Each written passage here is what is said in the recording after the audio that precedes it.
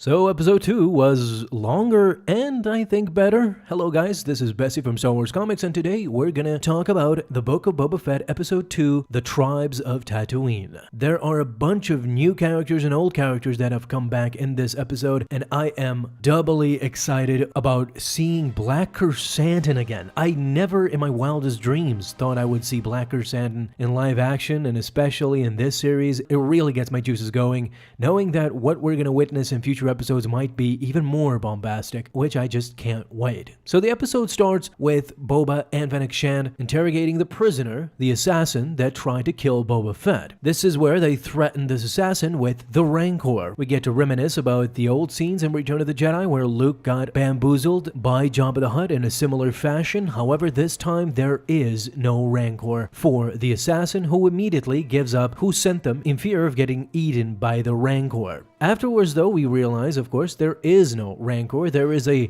rat core. I'm not sure how to put it. We just see a rat in the lair of the Rancor that previously occupied that space. So for those who are kind of confused, especially with what we saw in the Bad Batch series, the Rancor that gets killed by Luke in Return of the Jedi is called Patissa. That was the Rancor that Jabba held for a very long time. The Rancor that we see in the Bad Batch was Muchi. Muchi is a completely different Rancor from Patissa, and as far as we know, I mean, Muchi is still alive out there somewhere in the galaxy. Immediately after this, we get to see Boba pay a visit to the infamous mayor, who I made a video about yesterday, and it turned out to be exactly that. It's the Ithorian that we got to see in the official trailer for the Book of Boba Fett that released almost a month ago now. Mok Shaiz, in fact, finally offers his tribute in a form of advice. He tells Boba to go to Garsa's sanctuary once again. There he will find his answer. And this is where I think the episode really gets into a new level, a higher level, because once Boba goes there, he immediately realizes that he is not the final ruler of Mos Espa. In fact, the Hutt twins, who are the cousins of Jabba the Hutt, have laid claim on this territory after Boba did so. We realize that there is a conflict right away. Once Boba walks outside, we get to see the infamous litter that everybody's talking about. Since Boba is the new leader of Tatooine, they want him carried on a litter, which Boba refuses. We now see how that ceremony goes. Parading around the streets are the two twins that are supposedly Jabba's cousins, now come to lay claim on their forgotten territory. One drummer is in front of everybody, letting know about the presence of the Hutts, and the others struggling to keep the litter afloat. That was a neat, nice detail. If you notice, one of the guys in front, after a while, is struggling to keep the litter on his shoulder. These small details kind of make these things come alive, because they could easily just ignore those details, but it's interesting to see the two twins. One is a female, one is a male. They're brother and sister, the twins as Garsa calls them. However, I think that this is a representation of Jabba and Gardula the Hutt. If you look at this cousin closely, he very much resembles Jabba. He has that color to him and the same shape, form, and everything. The main difference, of course, they have symbols right above their chin. The female Hutt is kind of supposed to resemble Gardula the Hutt. If you remember, little Anakin actually tells Padme, if I remember correctly, that they got sold to Gardula, and we only saw Gardula the Hutt in the Legends comics. She was a female Hutt leader as well, and very ruthless if you read the comics. They don't waste time in threatening Boba immediately. And this is where we get the ultimate threat. We get to see Black Chrysanthemum make his live action appearance for the first time. Now guys, if you don't know who Black Chrysanthemum is, he was first introduced in the canon Star Wars comics. In fact, many of you might not know that Boba and Black Chrysanthemum used to be partners. They were the twisted Han Solo and Chewbacca of their time. They were supposed to represent that evil duo. This got me reminiscing so much, dude, because years ago I voiced this comic as well with my friend Luke, who voiced Boba Fett, and I got some effects from Chewbacca as well to use on Black Chrysanthemum. If you want to see that quickly and briefly, here you go. Do not fail me. The only time I fail is if you hired me to fail. I'll get this kid. Black Chrysanthemum's guy may not have all their limbs when he delivers them, but they won't get away.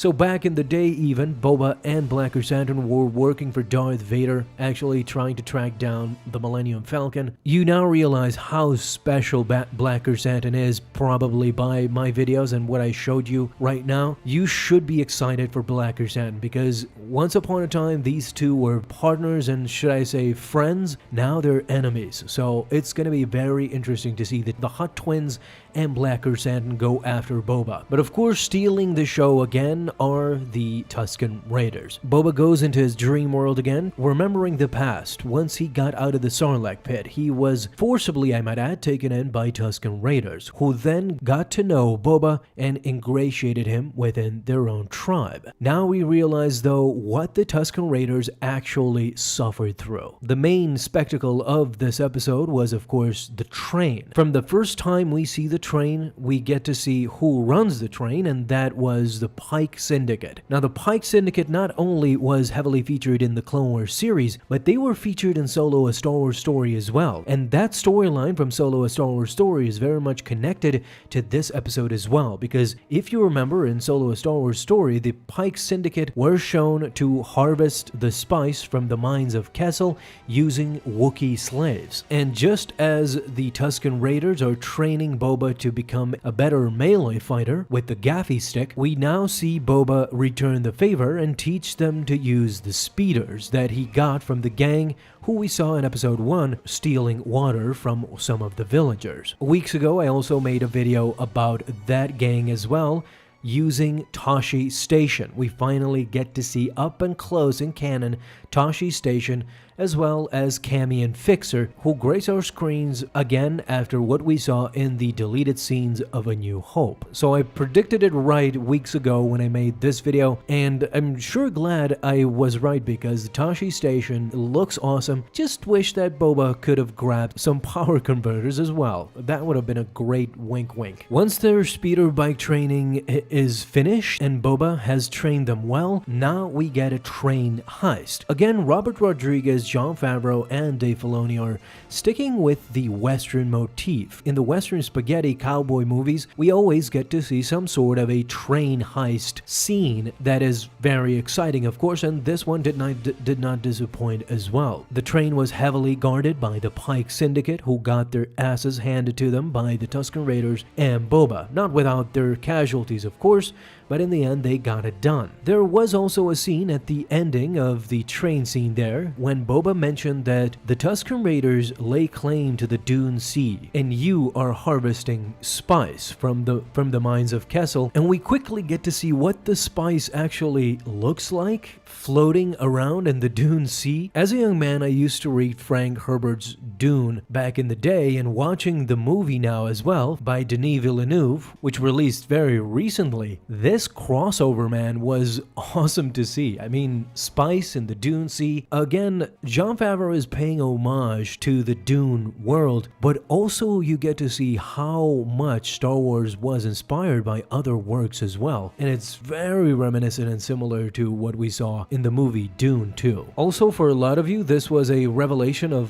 what the Pikes look behind their masks as well. Very much reminiscent of aquatic creatures similar to the Mon Calamari. But to top this episode all off was the main chief of the Tuscan Raiders, who finally gives Boba everything he has been searching for, the answers that have troubled him throughout all these years. He first gives him a lizard that will guide him. Boba does not take this seriously at first, but immediately afterwards, the chief blows dust on his face, which actually I'm kind of leaning towards more that it was spice, which the lizard immediately reacts to and gets up Boba's nose. A very weird scene, to say the least, but clearly symbolizing a peyote trip or an LSD trip, which will send Boba to the inner reaches of his soul and get him to see what he fears the most. In his Luke Skywalker vision in the dark side cave on Dagobah, this is what it really reminded me of. Boba goes on this journey. He gets to see himself inside the Sarlacc's stomach again as a kid, watching his dad, Jango Fett, leave Kamino every now and then. Of course, we get a cool shot of Slave 1, 2, and a tree with its branches crushing Boba Fett's spirit in a way. It does not end until Boba grabs one of the big branches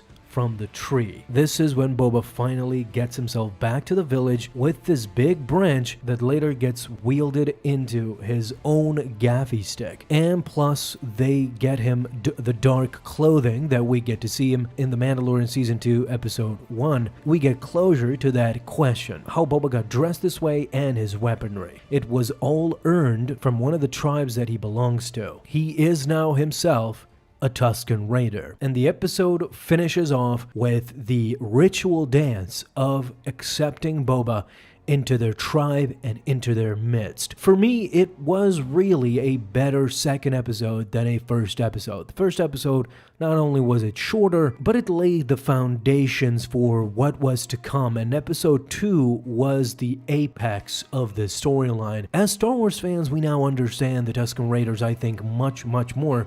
It humanizes them, and we kind of love them more, I think, now than we did previously, because previously they were just shown as animals. As Anakin put it, now they are real for so many people and for this new generation. So guys, that is briefly what we saw in episode 2. What did you guys think of episode 2 and what did you like the most? Thank you guys so much for watching this video, and if you enjoyed, leave a thumbs up down below, subscribe for dailies.